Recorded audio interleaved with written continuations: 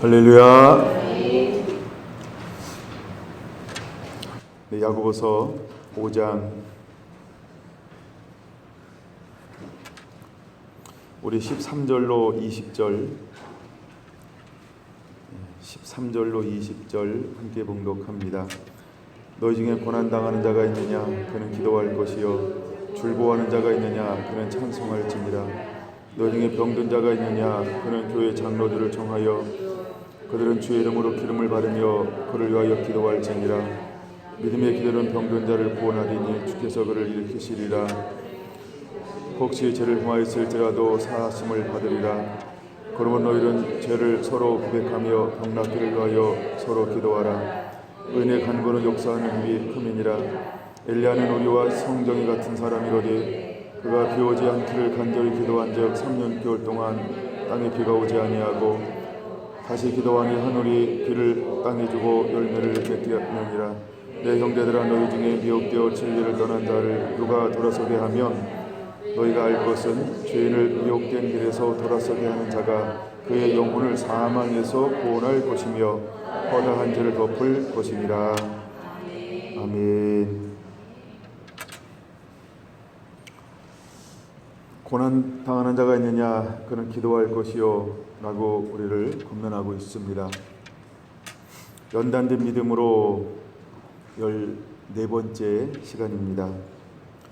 오전에는 우리가 고난당하는 자가 왜 기도해야 하는지 첫 번째 부분 격동의 시대에 하나님이 어떤 사람을 일으켰냐 하면 기도로 낳은 아들 사무엘을 일으켰습니다. 한 여인을 오래도록 하나님이 고난과 고통을 허락했습니다. 한나에게 무엇 때문에 고난과 고통을 그렇게도 길게 허용했을까? 그것은 그가 기도하길 원했습니다. 아무도 하나님을 찾고 있지 않을 때, 아무도 앞에 나와서 얼굴을 구하지 않을 때, 아무도 앞에 나와서 거룩한 씨름을 하지 않을 때 이제 아버지의 마음, 아버지의 생각을 가지고 씨름하는 그 한 사람을 하나님은 오래도록 찾으셨다라고 하는 것입니다. 그 여인은 환경적인 여건으로 마음이 가난한 자가 되었습니다. 처음부터 가난한 것이 아니었죠. 어쩌면 처음에는 자기의 힘과 노력과 자기의 능력으로 또한 자기의 젊음으로 자녀를 낳을 것처럼 생각을 했습니다. 또한 그는 엘가나의 남편 많은 사랑을 받았습니다. 그러나 오랜 시간이 지남에도 불구하고 태의 문이 열리지 않았습니다. 그는 그럴수록 내 힘과 능을 점점 내려놓게 되었고 어느 순간 그는 전적으로 하나님만 의지하는 삶의 상태로 영적인 변화가 일어나게 되었다라고 하는 것입니다. 그러던 어느 해 예배를 드리러 올라갔다가 드디어 성령 하나님에 붙들려서 그는 새로운 고백을 하게 되어지는 것입니다. 주님 제게 아들을 주시면 내가 하나님께 드리겠습니다 라고 말입니다. 드디어 하나님이 찾는 그 마음이 하나님 앞에 상달이 되었습니다. 그리고 그의 태의 문을 열어 한 아들을 주었는데 그 아들이 사무엘, 하나님께 구하여 낳은 아들이다. 그래서 사무엘을 하나님이 주었습니다. 사무엘은 처음부터 마지막까지 어떤 삶을 살게 되냐 하면 하나님과의 친밀함, 쉬지 않는 기도의 사람. 그래서 그는 늘 하나님 앞에 머물면서 하나님과 친밀함을 누렸던 삶을 살아가게 되어지는 것입니다. 근데 그 시대를 우리가 어떤 시대라고 말하냐 하면 이제 사사시대가 끝나고 왕정시대로 올라가는 시대적인 커다란 변혁의 시대에 하나님이 한 사람을 일으켰다라고 하는 것입니다. 여러분 언제가 편안할까요? 이런 변혁이 없을 때가 편안하고 편안한 것입니다. 근데 어떤 변화가 일어난다라고 하는 것은 격동의 시절이다라고 여겨질 수 있는 것이지요. 여러분 우리의 삶 가운데서도 정말 이렇게 올라가고 내려가는 이런 변화가 적어야 하는데 우리의 인생은 하나님이 그렇게만 허용하지 않는다라고 하는 것이죠. 근데 마지막 때가 되면 많은 환난과 핍박이 일어나게 될 것입니다. 그때 하나님이 우리에게 무엇 하기를 원할까? 우리가 무엇을 잊어버리지 않아야 할까 할 것인가에 대해서 하나님은 야고보서를 통해서 우리에게 말씀해 주고 싶어 하는 것입니다. 그래서 고난당하는 자가 있느냐? 그는 기도할 것이라고 말하고 있는 것입니다. 왜? 고난이 축복이라고 한다면 고난이 왔을 때 내 힘이나 능력 또한 어떤 육체적인 것, 부나 명성이나 어떤 자기의 지위나 지식을 가지고 돌파하고 해결하려고 하는 것이 아니고 만군의 지혜 온전케 하신 예수님, 상천하지의 한 분이신 그 하나님을 누가 의지하느냐, 하나님은 그것을 보기를 원한다라고 하는 것입니다. 하나님은 천지를 창조하셨습니다. 에덴 동산을 만드셨고 사람에게 그 모든 것을 주어서 다스리고 지배하고 점령할 것에 대해서 축복을 선포해 주었습니다. 근데 이것을 언제 잃어버렸습니까? 하나님 말씀에 불순종하고 하나님께 나아가지 않을 때 모든 것을 잃어버리고 말았습니다. 여러분, 죄를 범함으로 말미암아 무엇이 단절되었을까? 하나님과 깊은 친밀함, 교제, 기도가 단절되었다라고 하는 것입니다. 그래서 우리가 고난당할 때 하나님이 우리를 다시 한번 흔들어 보기를 원하는 것 중에 하나가 뭐냐면, 너 고난당해도 시련당해도 어려움이 와도 역경이 와도 나와 함께 친밀함을 누리겠니? 내 앞에 나오겠니? 나를 찾는 자가 되겠니? 나만을 의지하는 자가 되겠니? 나만을 바라보는 자가 되겠니? 하나님은 언제나 우리를 다시 한번 그 마음을 보기를 원하시는 것이 오늘을 살고 있는 저와 여러분에게도 동일하다라고 하는 걸 우리가 기억해야 하는 것입니다. 그래서 야고보서 5장 13절은 그렇게 말하는 것입니다. 환난 당하는 자가 있느냐? 고난 당하는 자가 있느냐? 시련 당하는 자가 있느냐? 그는 기도할 것이요 라고 말입니다. 여러분, 기도한다라고 하는 게 무엇일까요? 내가 내 삶의 주인이 아니고 내 삶의 주인은 여호와 하나님, 내 삶의 주인은 예수님이십니다라고 하는 것을 삶으로 고백하는 것입니다. 이것이 여러분의 삶이 되기를 예수님의 이름으로 축원합니다. 그래서 우리가 많은 시련과 환난이 왔을 때 기뻐할 수 있는 이유가 바로 그것이 되어야 할 줄로 믿습니다. 기도라고 하는 부분을 더 좀 많이 나누어야 되는데 여기까지 나누고 그 다음 부분을 한번 좀 다루어 볼까 그렇게 생각을 합니다. 먼저 우리에게 야고보서 1장 2절을 한번 다시 보겠습니다. 야고보서 1장 2절 한번 보겠습니다. 내 형제들아, 너희가 여러 가지 시험을 당하거든 온전히 기쁘게 여기라. 할렐루야. 여러분이가 여러 가지 시험을 당할 때 온전히 기쁘게 여기라 라고 말하고 있습니다. 그러므로 우리가 해야 될 우리가 취해야 할 것 중에 하나가 뭐냐 하면 온전히 기쁘게 여기는 것입니다. 성경을 몇 군데 찾아볼 것입니다. 먼저 요한계시록 19장을 한번 보겠습니다. 요한계시록 19장 7절부터 9절을 한번 보겠습니다. 요한계시록 19장 7절부터 9절 시작.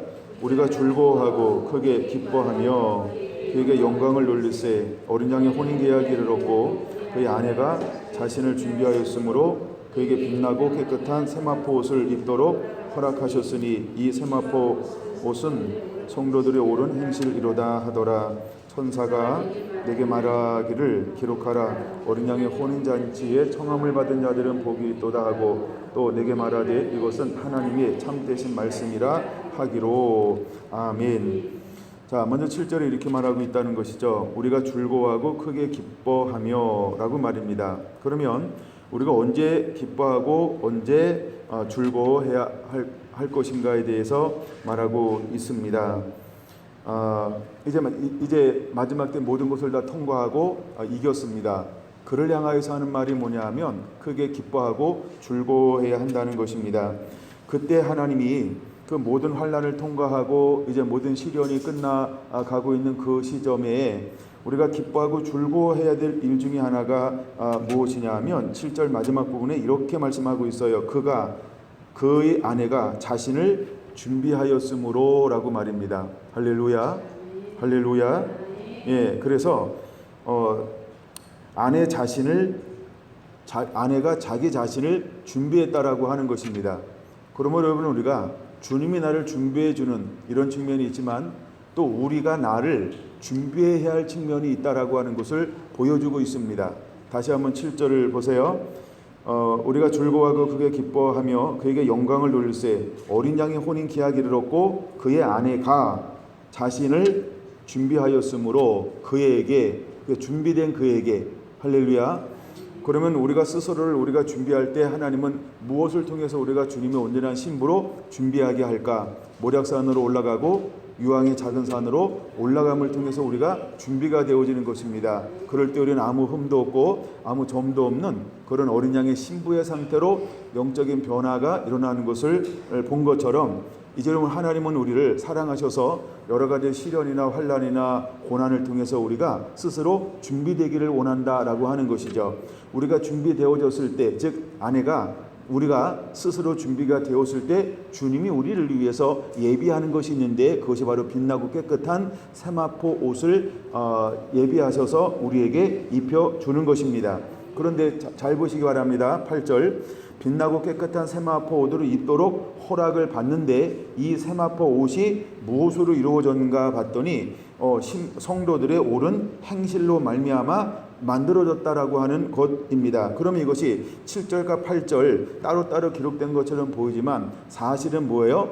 우리가 하나님의 은혜 안에, 또한 하나님의 은혜가 우리에게 임함을 통해서, 그렇죠? 그러니까 하나님이 해야 될 부분이 있고 우리가 감당해야 될 부분이 있고, 그래서 하나님 우리에게 시련을 허용하시고 우리는 시련을 통과하고, 여기서 오직 믿음으로 이겨내고 하나님은 은혜를 줌으로 말미암아 아내는 스스로 준비가 되고 신랑은 세마포옷을 준비했는데, 그 준비되는 것이 무엇을 통해서? 성도들의 옳은 행실을 통해서, 즉 말씀으로 이겨내는 것, 말씀으로 살아내는 것을 통해서 이것이 준비되어진다라고 하는 것입니다. 할렐루야. 그래서 야고보서는 우리에게 그렇게 말하고 있는 것입니다.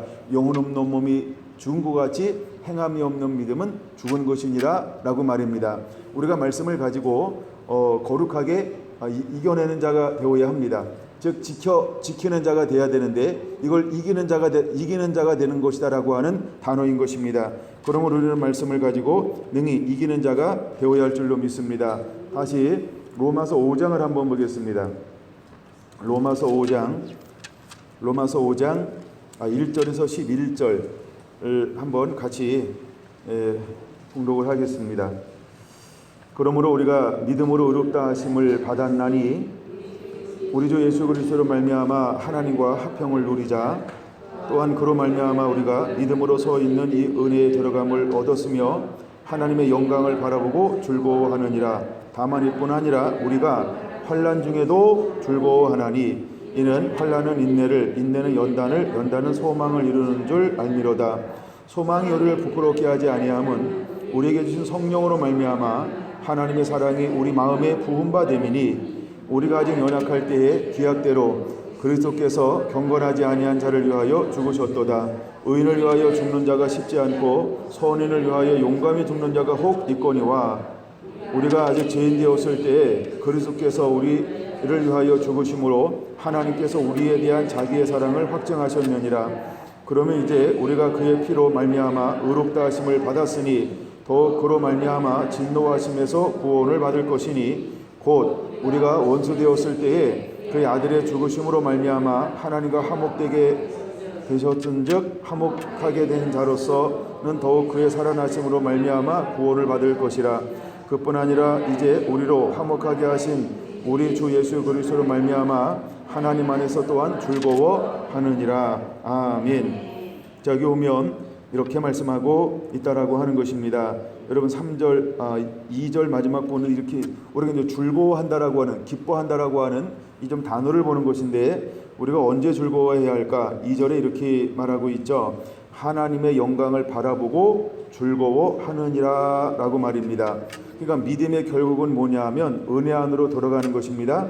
은혜 안에 들어가는데 하나님의 영광을 바라보면서 우리가 즐거워하는 것입니다. 근데 은혜나 영광으로 들어가는데 우리에게 하나님께서 무엇을 허용하냐 하면 3절에 환난 중에도 즐거워하나니 이렇게 말하고 있어요. 그러니까 우리가 믿음 안에서 당하는 환난 때문에 뭐 할 수 있다? 즐거워하라고 하는 것입니다. 그래서 야고보 사도와 동일한 관점을 가지고 말씀하고 있다는 걸 발견할 수 있습니다. 우리가 믿음의 시련이 올 때 인내하라. 믿음이 온전케 하고 구비하고 조금 더 부족함이 없게 하려 함이기 때문에 믿음의 시련이 왔을 때 기뻐하라. 그리고 온전히 인내하라고 말씀하고 있죠. 그럼 우리가 은혜 안에 들어감으로써 또 영광을 바라보면서 즐거워하라. 근데 우리가 들어갈 때 우리에게 무엇이 올 거냐면 환난이 온다는 겁니다. 그래서 환난 중에도 뭐하라? 즐거워하나니, 환난은 인내는 연단은 소망을 이루는 줄 알미니라 라고 말하고 있습니다. 여러분, 이것이 바로 믿음으로 걸어가는 사람들에게 당연하게 맺혀질 생각의 결과라고 하는 것을 우리가 기억해야 합니다. 우리가 온전한 믿음 안에 있다라고 하면, 믿음 때문에 오는 환난을 만나면 그 환난 때문에 환난은 그냥 무조건 인내합니다. 왜요? 믿음이 있기 때문에요. 소망이 있기 때문에, 약속이 있기 때문에. 그래서 인내는 연단은 소망을 이루는 줄 알미니라. 그 소망이 뭘까요? 그 나라와 그의 의, 즉 천국이죠. 예수님과 함께하는 그 소망이 있기 때문에 믿음으로 인내한다라고 하는 거예요. 그 다음에 그 인내하기 전에 전제가 뭐냐면 그냥 즐거워한다는 거예요. 기쁨으로 받아들인다는 거예요.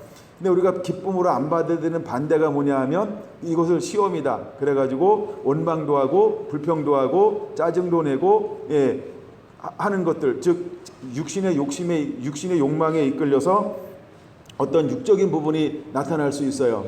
근데 우리가 믿음으로 오는 것이다라고 했을 때 이것이 믿음으로 오는 거로구나 하고 전제가 되니까 그 심령 안에 어떻게 받아들여요? 즐거움과 기쁨으로 받아들이게 되는 모습들을 우리가 볼 수 있는 것입니다.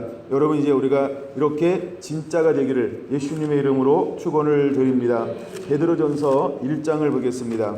야고보서 다음에 베드로전서 1장을 보겠습니다. 베드로전서 1장 5절에서 12절까지 한번 말씀을 보겠습니다. 5절에서 12절 시작. 너희는 말세에 나타나기로 예비하신 구원을 얻기 위하여 믿음으로 말미암아 하나님의 능력으로 보호하심을 받았느니라. 그러므로 너희가 이제 여러 가지 시험으로 말미암아 잠깐 근심하게 되지 않을 수 없으나 오히려 크게 기뻐하도다. 너희 믿음의 확실함은 불로 연단하여도 없어질 금보다 더 귀하여 예수 그리스도 나타나실 때 칭찬과 영광과 존귀를 얻게 할 것임. 예수를 너희가 보지 못하였으나 사랑하는도다. 이제도 보지 못하나 믿고 말할 수 없는 영광스러운 즐거움으로 기뻐하나니 믿음의 결국 곧 영혼의 구원을 받음이라. 이 구원에 대하여 너희에게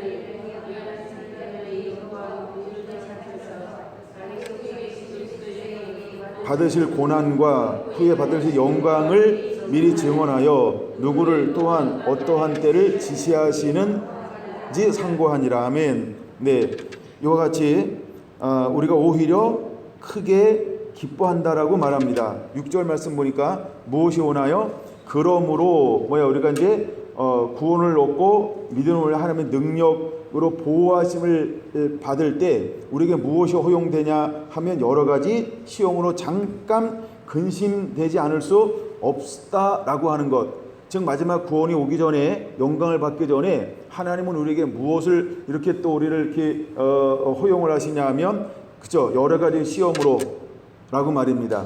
이게 야고보서 1장 2절하고 똑같은 흐름을 가지고 있지 않습니까? 그처럼 하나님은 마지막 때 우리에게 여러 가지 시험을 이렇게 허용을 하실 거라는 거예요. 그래서 여러 가지 시험으로 잠깐 근심하게 되지 않을 수 없으나, 근데 오히려 그 여러 가지 시험이 오는데 그 심령은 어떤 상태가 되어집니까? 오히려 크게 기뻐하는 상태로의 변화가 일어났습니다. 그럼 여러분, 우리에게 이것이 믿음에 견고하게 서 있다라고 하면 여러 가지 시험이 다가올 때 우리가 어떻게 여기게 될 것인가, 그걸 크게 기뻐하게 될 거라고 하는 것이죠. 7절의 말씀 보는 것처럼 믿음의 확실함은 불로 연단해도 없어질 금보다 더 귀하여 예수 그리스도께서 나타나실 때에 칭찬과 영광과 존귀를 얻게 하실 것이라. 무엇이? 믿음의 시련이 영광으로 주님께서 오실 때 무엇을 얻게 하신다? 세 가지, 칭찬과 영광과 존귀를 얻게 하실 거라고 하는 이런 열매를 맺게 될 거라고 하는 것입니다.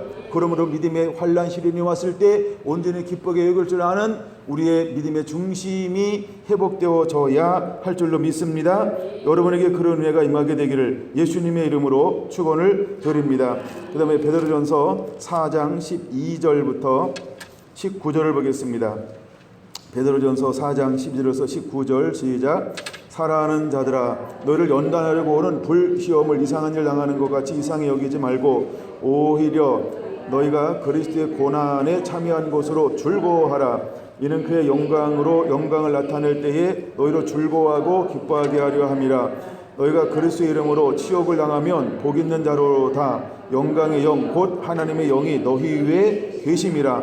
너희 중에 누구든지 살인이나 도둑질이나 악행이나 남의 일을 간섭하는 자로 고난을 받지 말려니와 만일 그리스도인으로 고난을 받으면 부끄러워하지 말고 도리어 그 이름으로 하나님께 영광을 돌리라. 하나님의 집에서 심판을 시작할 때가 되었나니 만일 우리에게 먼저 하면 하나님의 복음을 순종하지 아니하는 자들의 그 마지막은 어떠하며 또 의인이 겨우 구원을 받으면 경건하지 아니한 자와 죄인은 어디에 서리요. 그러므로 하나님의 뜻대로 고난을 받는 자들은 또한 선을 행하는 가운데 그 영광을 미포신 창조주께 의탁할지어다. 할렐루야, 할렐루야.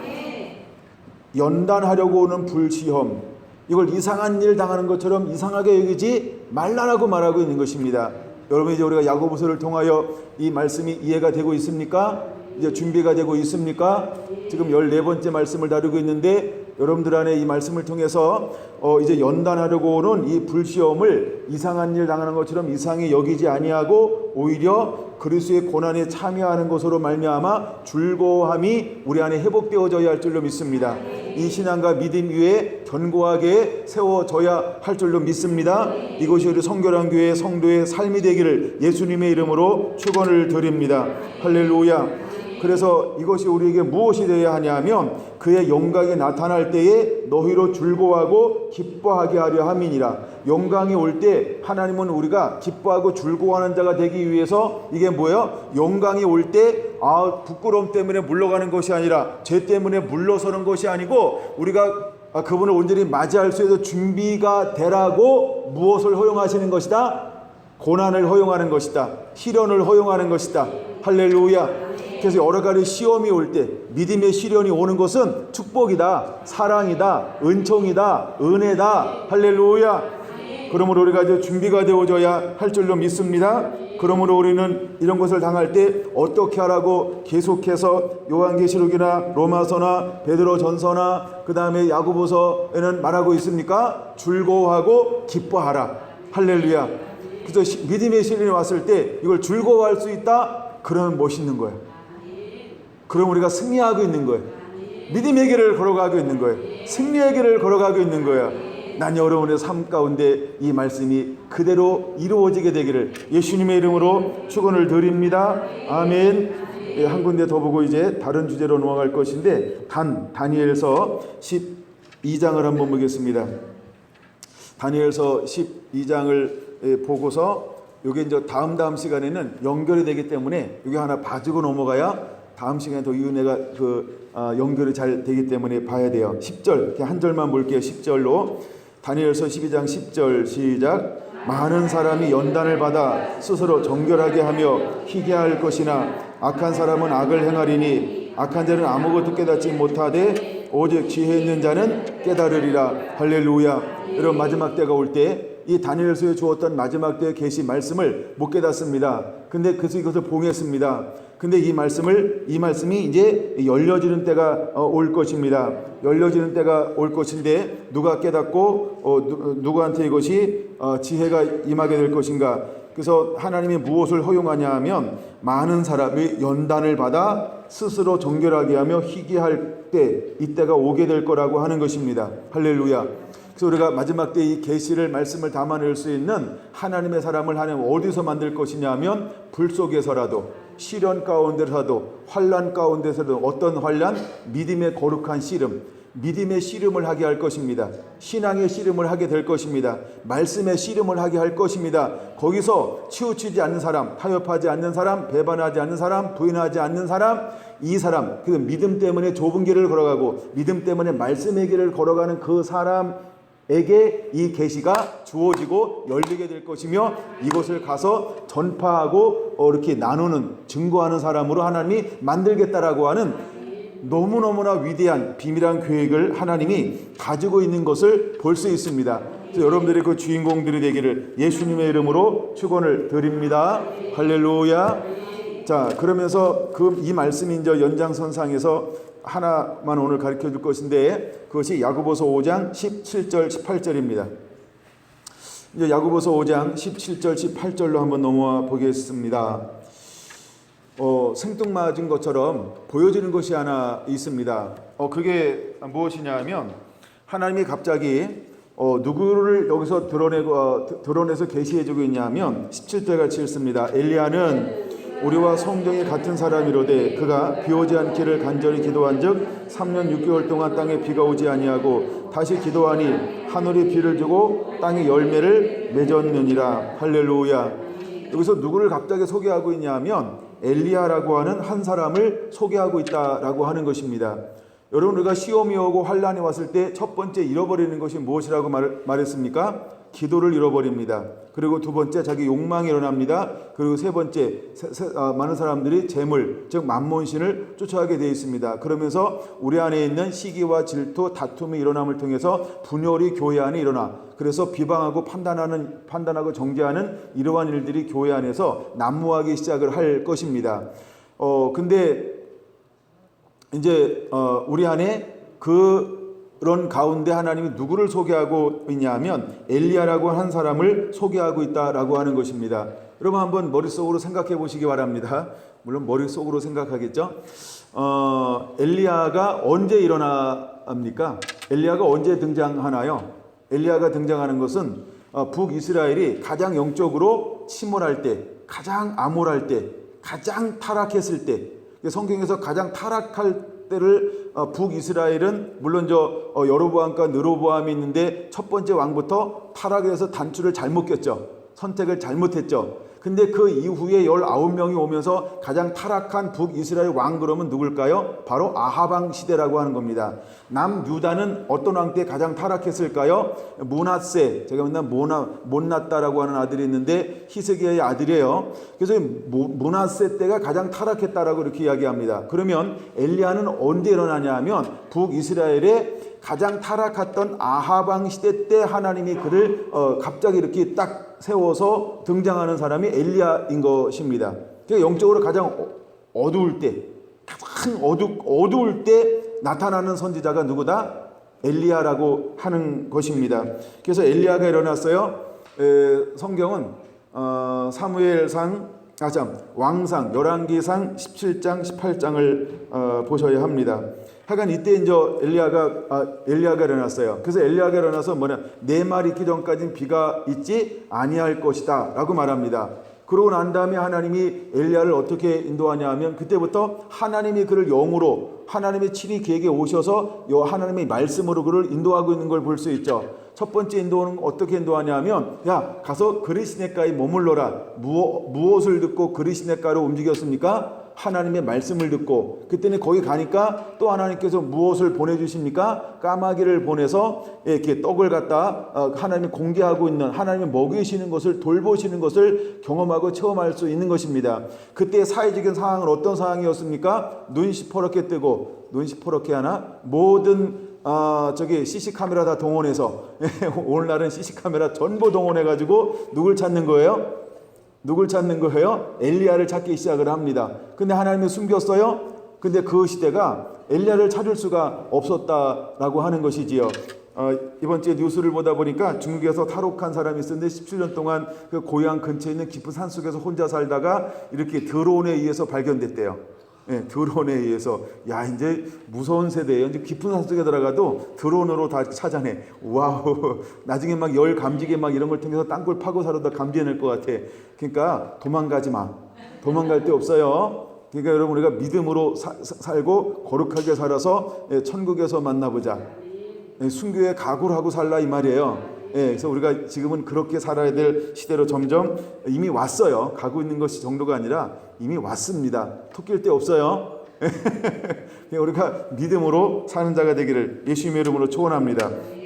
그런 다음에 위쪽으로 어떤 것이 오냐 하면 그리시네가의 물이 점점 말라지는 것입니다. 그럼 그리시네가의 물이 말라지는 것 엘리야가 책임져야 할까요? 우물을 파야 될까요? 그렇게 할 필요가 없습니다. 하나님을 의지하면 되는 것입니다. 그래서 우리가 어떤 환란이 왔을 때 역경이 왔을 때 주변을 보는 것이 아니라 우리는 그냥 하나님께 기도하고 깨어있고 의지하면 하나님이 때에 하나님이 우리를 인도하게 될 거다. 그걸 믿으시기 바랍니다. 그럼 그때 무엇이 필요할까요? 다시 말해서 그리시네가가 말러갈 때 엘리야에게 무엇이 필요한가요? 인내가 그때 필요한 겁니다. 그렇죠? 내가 생각하는 때에 하나님의 계시가 임하는 것이 아니고 하나님의 때에 하나님의 말씀이 임할 걸 믿으시기 바랍니다. 그러니까 하나님의 생각과 내 생각이 다른 그 갭만큼 내게 필요한 것은 무엇이냐 하면 인내가 필요하다는 거예요. 그러므로 그때 인내하시기 바랍니다. 사울왕처럼 앞서 행하지 말고, 사울왕처럼 백성들 바라보지 말고, 장로들 바라보지 말고, 우리가 인내하는 자가 되어야 합니다. 여러분 그럴 수 있겠죠? 이제 우리가 인내를 배워서 인내를 지켜서 하나님의 앞에 옳다 인정함 받는 그 믿음의 용사가 되어야 할 줄로 믿습니다. 그 다음에 하나님이 하나님의 때에 그를 어디로 옮기냐면 사르밧이라고 하는 가부의 땅으로 가라라고 하는 말씀, 즉 계시가 임합니다. 그래서 계시를 따라 움직였더니 그 땅도 어떤 땅이었어요? 메마른 땅이었습니다. 그 땅에 가니까 뭐가 있었습니까? 네, 가부가 있었고 아무것도 없었어요. 우리가 육적인 눈으로 바라볼 때는 그냥 황폐하고 메마른 땅이고 적막한 땅이라고 하는 걸 우리가 알아야 됩니다. 근데 중요한 건 그 땅에 누가 있다는 거예요? 하나님의 지시함을 받고 하나님이 들어쓰길 원하는 한 사람, 무명의 용사가 존재한다는 것입니다. 근데 그 가정이 어떤 가정이었습니까? 가장 가난한 가정, 연약한 가정이었다라고 하는 것이죠. 가부였죠. 아이가 있었죠. 그게 가장 연약한, 우리가 볼 때에는 무엇인가 아무것도 없는, 그래서 하나님은 이름도 없이 빛도 없이 가장 가난한 자, 없는 자, 이렇게 하나님이 약한 자를 들어서 쓰고 사용하는 것을 보여줄 수 있어요. 이건 무엇을 우리에게 보여주고자 함이냐 하면, 하나님을 너 철저하게 의지할 수 있겠니? 너 나만을 신뢰하고 의뢰할 수 있겠니? 라고 하는 우리의 뭘 보기 원하는 거예요? 진짜 숨어있는 믿음을 보기 원하는 것입니다. 만약에 우리가 그런 믿음이 없다라고 한다면 우리는 환경 보고 어쩌면 이스라엘 백성들처럼 쉽게 이렇게 했을지도 몰라요. 원망하고 불평하고 보낼 데가 없어서 이렇게 가난한 것, 이렇게 메마른 것, 이렇게 이런 가정에 나를 보냅니까? 우리 막 온갖 자기 생각을 덧붙여가지고 이렇게 막 뭔가 생산해낼 수도 있어요. 그거 가짜 뉴스라고 말하죠. 그래서 여러분 우리가 인내라고 하는 건 그거고 신뢰라고 하는 건 그런 겁니다. 그래서 우리가 환경을 보는 것 아닙니다. 조건을 보는 거 아닙니다. 여건 보는 것도 아닙니다. 우리가 말씀이 임하였으면 그 말씀을 따라 가는 것이 중요합니다. 우리가 여호와를 의뢰하면, 여호와를 신뢰하면 반드시 그분이 맞는 가장 좋은 곳을 저와 여러분을 위하여 예비해 놓고 있는 분임을 깨닫게 되기를 바랍니다. 할렐루야. 그리고 그곳에 머물었을 때에 그가 어떤 그 현장의 정보를 다 알았어요. 한 줌 남았습니다. 한 방울 남았습니다. 하나님의 사람 엘리야는 그 무엇이 있다 무엇이 없다 이거에 흔들리지 않았습니다. 많은 사람들은 이곳에 윤리나 도덕적인 인본주의 사람들은 뭐라고 이야기할까요? 이런 날강도 이렇게 더 심한 얘기할지도 모릅니다. 그러나 우리가 믿음으로 간다라고 하는 것은 뭐냐면 인본주의에 흔들리지 않는 거라는 것입니다. 할렐루야. 가끔 우리가 자기와의 싸움에서, 양심과의 싸움에서, 믿음과의 싸움에서 양심과 믿음이 충돌하는 현상이 일어날 때 바로 그런 걸 만나면 충돌할 가능성이 있어요. 충돌할 가능성이 있어요.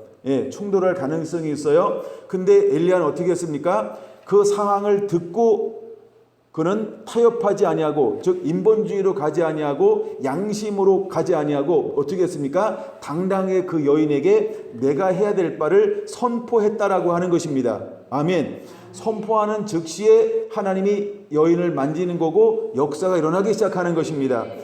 그런 것처럼 우리가 때로는 양심이나 때로는 인본주의나 때로는 세속주의로 말미암아 이것을 내가 지레짐작하고 내 생각을 섞었다라고 한다면 그 가부의 가정 가운데 기적이 일어나기 위해서 엘리야는 더 많은 시련과 환난을 통과해야만 했다라고 하는 것이죠. 진짜 순수한 믿음, 우리가 하나님의 신뢰함이 어디서 나타나는 것입니까? 환경을 보는 거 아닙니다. 인본주의가 아닙니다. 세속주의가 아닙니다. 자기 양심도 아닙니다.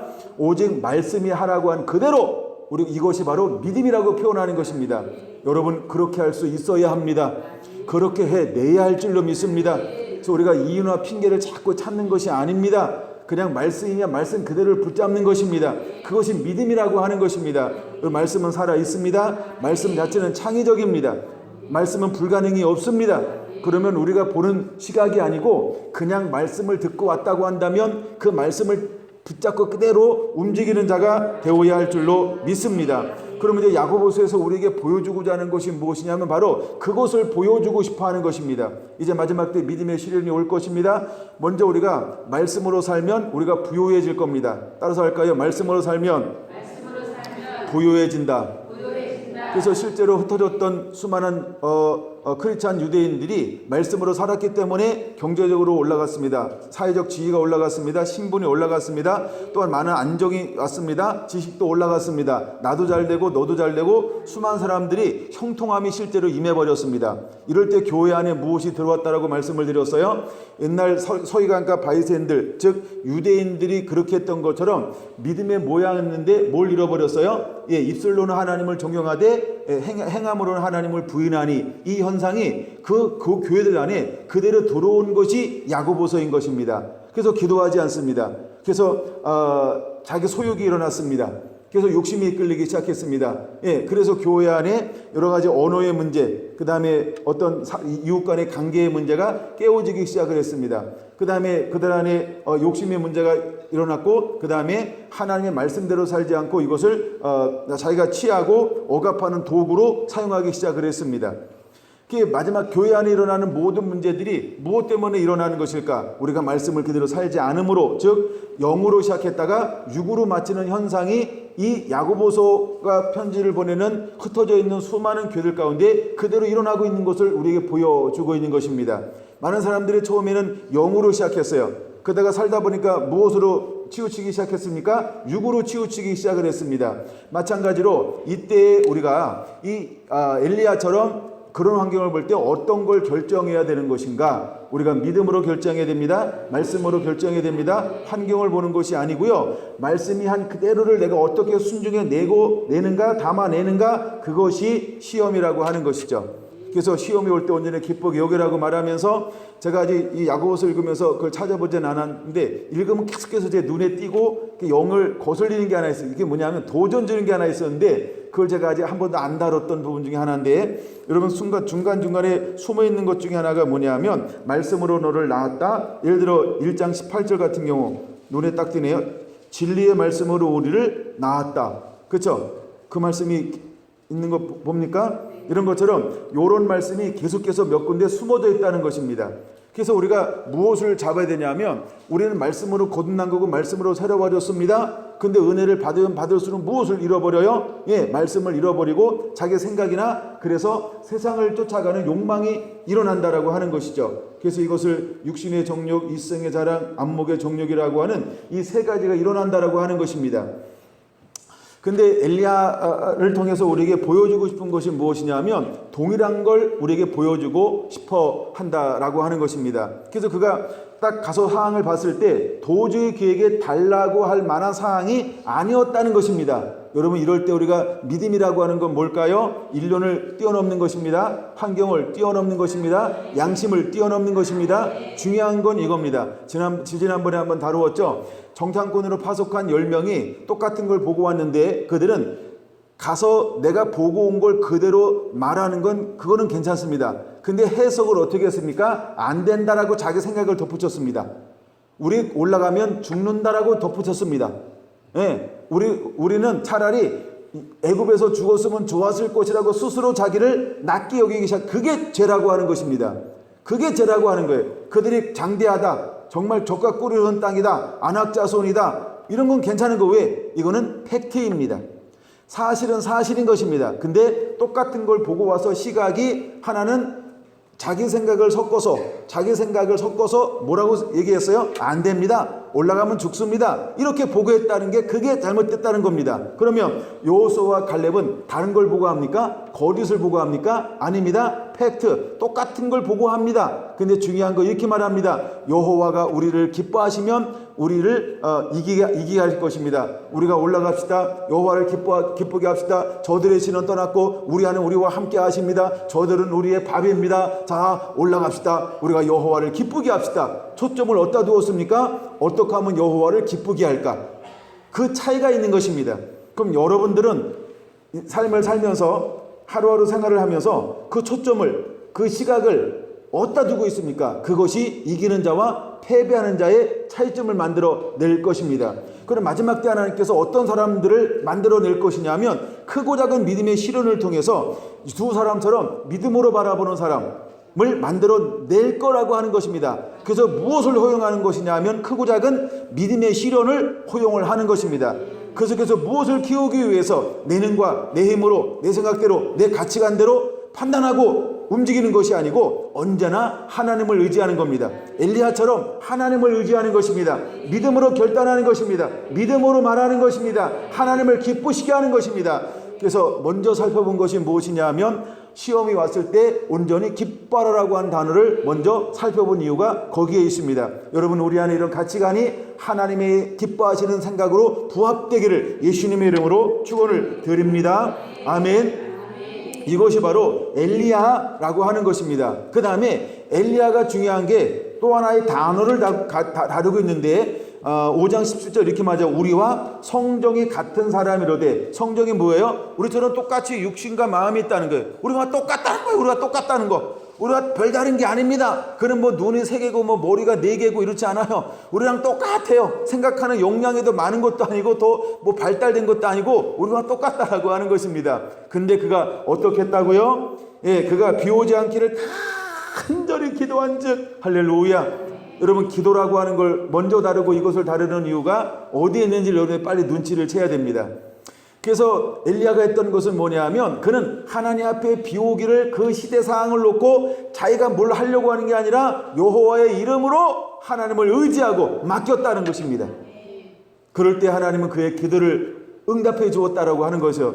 제가 두 가지 단어를 사용했어요. 사무엘은 뭐하고? 기도하고, 여호와 하나님은 응답하고. 할렐루야, 할렐루야. 여러분, 이 일이 일어났던 것처럼 이제 하나님은 우리에게도 이 시대에 우리에게 요구하는 게 있어요. 뭘 요구할까요? 우리는 기도하고, 그러면 하나님은 응답하기를 원하시고 있다라고 하는 거예요. 근데 하나님이 응답하지 않는 이유가 어디에 있을까요? 누군가 기도하지 않기 때문이라는 것이죠. 그럼 하나님은 어떤 사람을 찾고 있을까요? 기도하는 사람. 아멘.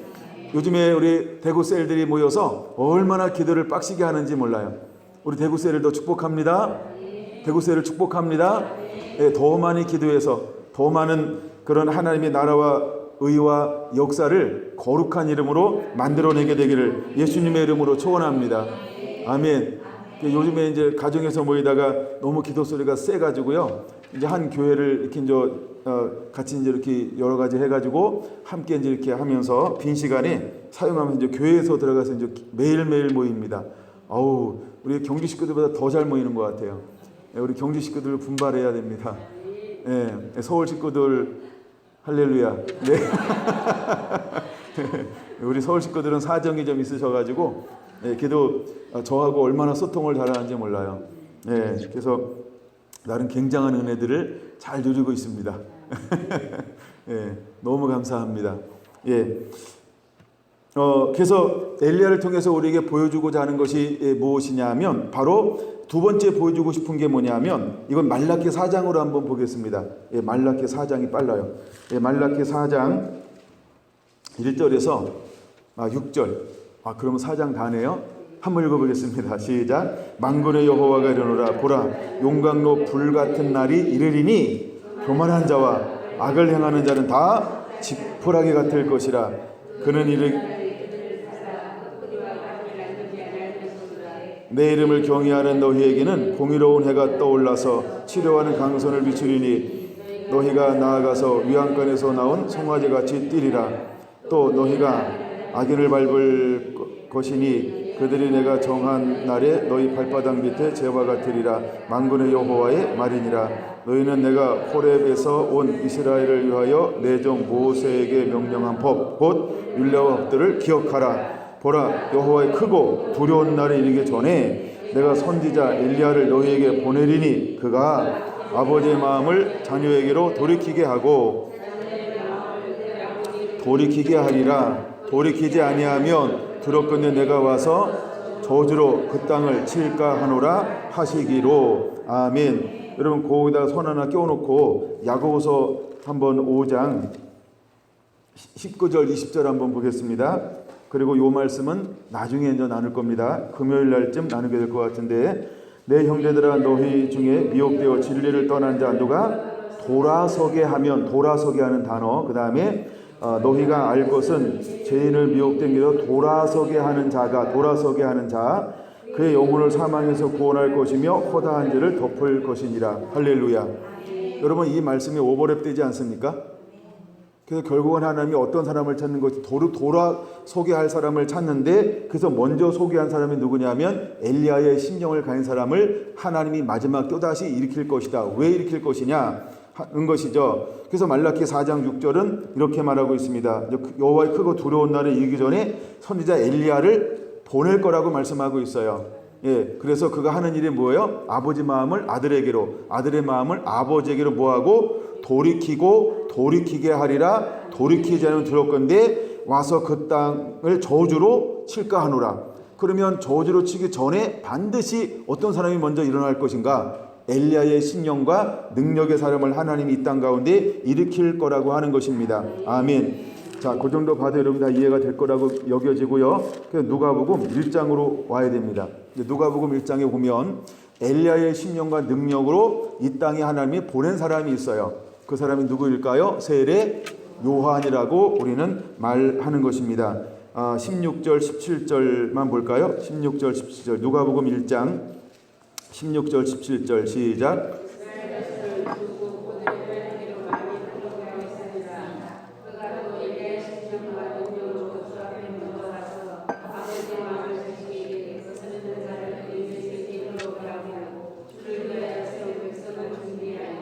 할렐루야.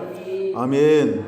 자, 엘리야의 심령과 능력으로 하나님께서 한 사람을 보냈는데 그 사람이 세례 요한이라고 하는 사람입니다. 근데 세례 요한이 이 땅에 태어날 때도 어떻게 태어나게 되는가? 그 시대가 우리가 어떤 시대라고 말하죠? 격동의 시대인데 사무엘이 이 땅에 올 때와 똑같은 좀 비슷한 영적 상황이 있었다는 것이죠. 어두운 때라고 했던 어두운 때, 그죠? 영광이 희미한 때.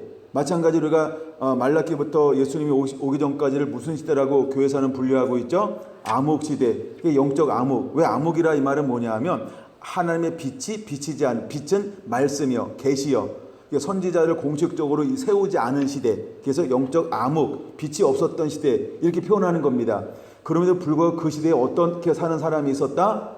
6절 7절 여호와의 말씀대로 사는 의인들이 있었다. 그럼 여러분, 성결한 교회에게 주어지는 사명 중에 하나가 뭐냐 하면 누가 뭐라고 해도, 누가 어떻게 살아도 우리는 하나님의 기쁨, 하나님의 즐거움이 되어야 할 줄로 믿습니다. 그래서 요한계시록 19장에 아까 7절 8절 9절 말씀하고 있는 것처럼 스스로 준비되어진 이 거룩함을 유지하는 신부로 단장된 그런 성결한 교회와 온 성도가 되기를 예수님의 이름으로 축원합니다. 근데 하나님이 그 가정 위에 초자연적인 방법으로 무엇을 줍니까? 엘리야의 심령과 능력을 가지고 일어날 새로운 세대를 일으킨다는 것이죠. 이미 엘리사벳과 사가랴는 어떤 상태에서 육체적으로는, 그렇죠, 이것이 안 되는 상태, 즉 불가능한 상태가 되었다는 겁니다. 근데 여러분 잘 봐야 됩니다. 근데 이 두 사람은 무엇을 멈추지 않았나요? 기도를 멈추지 않았다는 겁니다. 믿습니까? 믿으시겠습니까? 그럼 1장 10절 보겠습니다. 우리 김律사님이 눈 크게 뜬 것 같아가지고 자, 시작. 모든 백성은 그 분향 기도하더니 주의 사자가 13절 사가랴에 보고 놀라며 무서워하니 천사가 그에게 이르되 사가랴여 무서워하지 말라 너의 간구함이 들린지라. 아멘. 보세요. 그러면 사가랴와 엘리사벳이 나이 많고 늙었음에도 불구하고 쉬지 않고 포기하지 않고 멈추지 않은 것이 있어요. 사무엘처럼 무엇을 멈추지 않았어요? 하나님과의 관계에서 기도를 멈추지 않았어요. 소원을 아내는 것을 멈추지 않았어요. 할렐루야. 그건 여러분, 우리가 마지막에 어떤 이렇게 환란이 일어나고 시험이 왔을 때 제일 먼저 사단이 무엇을 파괴하기를 원할까요? 기도하는 거요, 교제하는 거요, 관계하는 거요, 얼굴을 구하는 거요. 그건 우리가 무엇보다도 사수할 것이 있는데 그것이 무엇이냐면 기도를 사수해야 할 줄로 믿습니다. 아멘. 그래서 중요한 비밀 중에 하나가 뭐냐 하면 13절에 말하는 것은 너의 간구함이 들린지라. 근데 이미 너의 간구가 그들이 어떤 상태에서 기도하고 있냐는 거예요. 육체적으로는 가능성이 없어요. 이미 나이가 많아요. 늙었다 이 말입니다. 그럼에도 불구하고 뭐 하지 않았어요? 아이가 없었는데 포기하지 않았어요. 그럼 여러분, 이거 우리가 희망을 가져야 되는데 이게 뭐냐 하면, 그러니까 내가 원하는 세상적으로 말하는 어떤 행복이나 성공을 하지 않고 그냥 아무것도 없어. 둘만 있어. 교회로 말하면 아직도 작은 교회야. 성도로 말하면 한 번도 드러내서 쓴 적이 없어. 여러분이 아무리 꿈을 주고 비전을 주고 환상을 주고 계시를 줘도 이걸 한 번도 하나님이 왜 나는 아직도 안 이뤄주세요? 언제 이룰 거예요? 늘 그것만 하고 있어. 이게 바로 사가랴와 엘리사벳 가정이었습니다. 근데 하나님의 때가 되니까, 근데 그걸 기다리면서 사가랴와 엘리사벳이 어떤 삶을 살았나요? 어떤 삶을 살았나요? 6절 보겠습니다. 6절 시작. 두 사람이 하나님 앞에 의인이니 주의 모든 계명과 규례대로 흠이 없이 행하더라. 할렐루야. 난 우리 성결한 교회가 부르심이 여기에 있습니다. 이것이 여러분 우리 교회여야 하고 이것이 성결한 교회 성도여야 할 줄로 믿습니다. 할렐루야. 그래서 우리는 그 아무것도 없다 할지라도 우리에게 원하는 것이 있다고 한다면 그게 뭐냐 하면 그대로 순성을 지키는 겁니다. 말씀을 지키는 것입니다. 의로워야 한다는 겁니다. 순종하는 자가 되어야 한다는 겁니다. 믿음의 온전케 하신 예수님만을 바라보고 나가야 한다는 것입니다. 그리고 순결을 지켰어요. 믿음을 지켰어요. 의롭게 살고 있어요. 내 때가 아닌 하나님의 때에 반드시 응답할 걸 기대하고 믿으시기 바랍니다. 그러므로 중요한 건 뭐예요? 인내하는 겁니다. 사가랴와 엘리사벳가 얼마나 많이 오래 참았을까? 얼마나 오래 참았을까? 상상을 초월하는 거예요. 상상을 초월하는 인내와 기다림이 있었습니다. 그렇죠? 이렇게 한번 표현해 볼까요? 그 정도 아니면 말로 끊이지 마라. 여러분의 인내가 그 정도 아니면 나는 기다렸어요. 또 얼마나 기다려야 돼? 그렇게 말도 이제 끊이지 마라. 이게 엘리사벳과 사가랴의 가정이었다는 거예요. 여러분, 저는 이것이 깨달아지고 또 은혜가 되면서 얼마나 은혜가 되는지 몰라요. 그리고 은혜가 되는 것이 뭐냐면 얼마나 힘이 되는지 몰라요. 이 얼마나 힘이 되는지 몰라요. 이것은 무엇을 동반하고 필요로 하냐면 수업 없는 인내라고 하는 것이 필요하다라고 하는 것입니다. 자, 이제 때가 되어서 하나님께서 그 가정에 무엇을 허용했습니까? 한 아들을 주었어요. 근데 한 아들을 주었는데 첫 번째 일어난 계시가 하나가 뭐냐 하면 그는 나실인이 될 것이다 라고 하는, 나실인이 될 거라고 말씀했어요. 그러고 난 다음에 두 번째 주는 딱 계시가 뭐냐 하면 그는 또 17절 보세요. 그가 또 엘리야의 심령과 능력으로 주 앞에 먼저 와서 라고 하면서 말라기 4장 6절의 말씀을 이룰 사람이야. 와우! 새로운 계시가 그 사람, 그 아들 가운데 풀어지게 될 것이다. 내가 그 영을 부어줄 것이다 라고 하는, 와우! 전혀 생각도 못했던 하나님의 놀라운 계시, 이 축복이 선포되는 것을 누렸다라고 하는 것입니다. 이것이 바로 야고보서 5장 17절에 소개하는 엘리야가 우리와 성정에 같은 다르되 그가 비오지 않기를, 이 말씀이라는 것입니다. 그러면 마지막 때 하나님께서 누구를 일으키겠다는 거예요? 무엇을 통해서? 인내를 통해서. 인내를 통해서. 여러분, 엘리야가 아합 시대 때 인내했습니다. 그 다음에 그가 아합 왕에 쫓겨다니면서 인내했습니다. 또 하나 그가 이 땅에 오기 위해서 사가랴와 엘리사벳이 인내했습니다. 또한 그는 빈들에서 때를 기다렸습니다. 그래서 그가 자기 생각으로 움직이는 게 아니라 성령을 따라 움직였던 것처럼 이제 여러분, 우리는 끊임없이 인내하며 기다리는 하나님의 사람이 되어야 할 줄로 믿습니다. 마지막 때 주의 오심을 열어갈 자 하나님이 그렇게 준비하게 될 것입니다. 여러분, 그 사람 중에 한 사람이 여러분이 되기를 예수님의 이름으로 축원을 드립니다. 아멘, 아멘, 아멘. 근데 이제 이 사람이 야고보서 다시 5장 넘어가서 그 이제 엘리야가 준비가 되어질 때 그 다음에 풀어지는 사역이 뭐냐하면 19절 20절의 사역이 풀어지게 될 것입니다. 그것은 다음 시간을 위해서 아껴둬야지. 그리고 이제 요걸 나누기 전에 그 위에서 제가 지금 말씀을 준비한 것 중에 순서적으로 못 나눈 것이 있어요. 오늘은 이것을 너무 나누고 싶어가지고 제가 건너뛴 게 있는데, 수요일 날은 7절 말씀을 좀 다시 한번 나눠보려고 그래요. 7절. 그 다음에 이제 또 하나 나누고 싶은 것 중에 하나가 이제 10절 말씀, 이런 거. 그럼 성경을 한번 그냥 읽어볼게요. 7절이 뭐냐 하면, 야고보서 5장 7절인데요. 그러므로 형제들아, 주께서 강림하시기까지 길이 참으라. 보라, 농부가 땅에서 나는 귀한 열매를 바라보고 길이 참아 이른 비와 늦은 비를 기다리나니 너희도 길을 참고 마음을 굳건하게 하라. 주의 강림이 가까우니라. 형제들아 서로 원망하지 말라.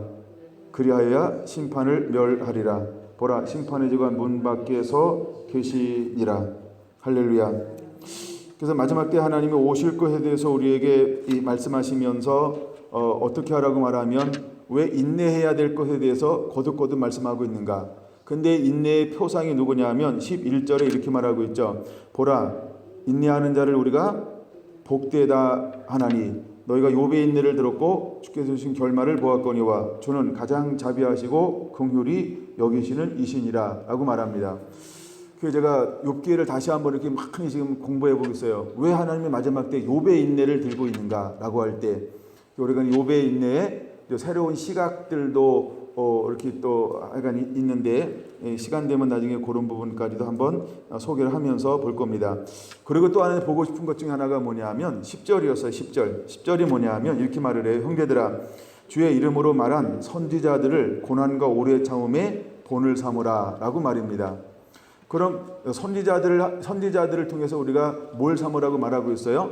인내함에 본을 삼으래요. 그럼 우리가 선지자를 어떻게 인내했는지를 알아야 될까요? 몰라도 될까요? 본을 삼기 위해서 좀 알아야 본을 삼겠죠.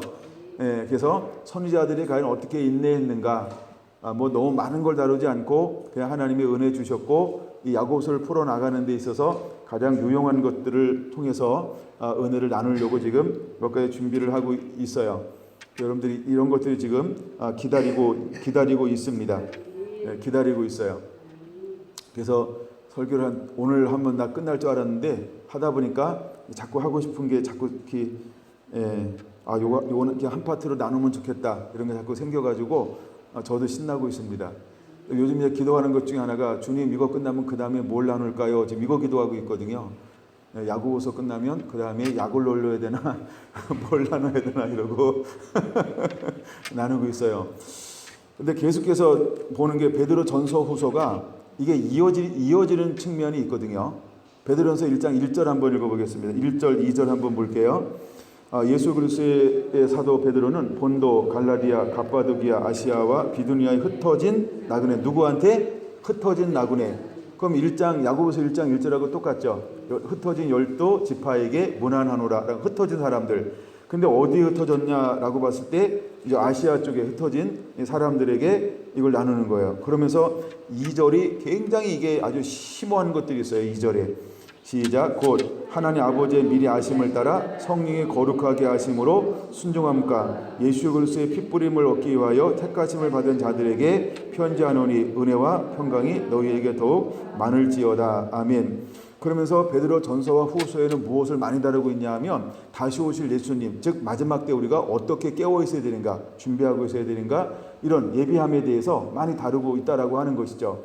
야고보서를 통해서도 하나님이 우리에게 이렇게 보기를 원하는 측면이 있는데 베드로 전서 후서를 통해서도 같은 선상에서 마지막 때 우리가 어떻게 믿음과 삶을 유지하고 있어야 되는지를 보여주고 있다는 것이죠. 그러면서 베드로전서 1장 2절은 굉장히 중요한 부분을 다루고 있다는 거예요. 첫째가 뭐냐 하면 이제 실제로 흩어진 사람들이 뭐였어요? 성령으로 말미암아 거룩하심을 입어 순종함과 예수 그리스도의 핏부림을 얻기 위해 택하심 받은 자들이라고 하는 것이죠.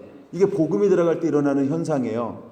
그래서 스데반의 순교를 통해서 흩어진 사람들이 전부 말씀의 사람, 성령의 사람이라고 그랬죠. 이것이 이제 1장 13절에 지혜 있는 자가 누구냐? 총명한 자가 누구냐? 그랬는데 그들이 어떻게 했다고 이것을 잃어버렸다는 거예요. 왜요? 그들이 어떤 삶의 번영함과 풍성함을 누리다 보니까 이걸 잃어버리게 되었어요. 그럼 이제 베드로를 통해서도 쓰여지는 그 흩어져 있는 사람들에게 이제 서신을 보내는데 누구한테 보내고 있나? 그들의 상태가 어떤 상태인가라고 봤을 때 거의 동일한 상태라고 하는 것이죠. 동일한 상태에 있다라고 하는 거죠. 그래서 이 부분을 좀 더 나누면 어떨까? 뭐 이런 생각을 하나 하고 있기는 합니다. 그래서 은혜 주시면 이런 부분들을 또 새롭게 나누게 될 것 같아요. 오늘 말씀을 마무리합니다. 이제 하나님은 이 시대에 우리가 엘리야의 심령으로 일어나게 되기를 원하고 있다라고 하는 것이죠. 엘리야는 비 오지 않기를 간절히 기도한 적 3년 6개월 동안 비가 오지 않았대요. 근데 그가 다시 간절히 기도한 적 어떤 일이 일어났어요? 하나님이 그에게 비를 주었다는 거예요. 그래서 그 땅에 다시 열매를 맺는 역사가 일어났던 것처럼 엘리야처럼 다시 한번 대부흥과 대추수를 이룰 수 있는 이런 하나님이 기도하는 사람들, 영적인 사람들, 준비된 사람들 하나님은 일으키기를 원한다라고 하는 것입니다. 그래서 그들을 통해서 다시 돌이켜 깨달아 진리 가운데 빛 가운데로 돌아오게 하는 그런 사역을 감당할 사람들이 일어나야 할 줄로 믿습니다. 그 사람이 여러분이 되기를 예수님의 이름으로 축원을 드립니다. 아멘.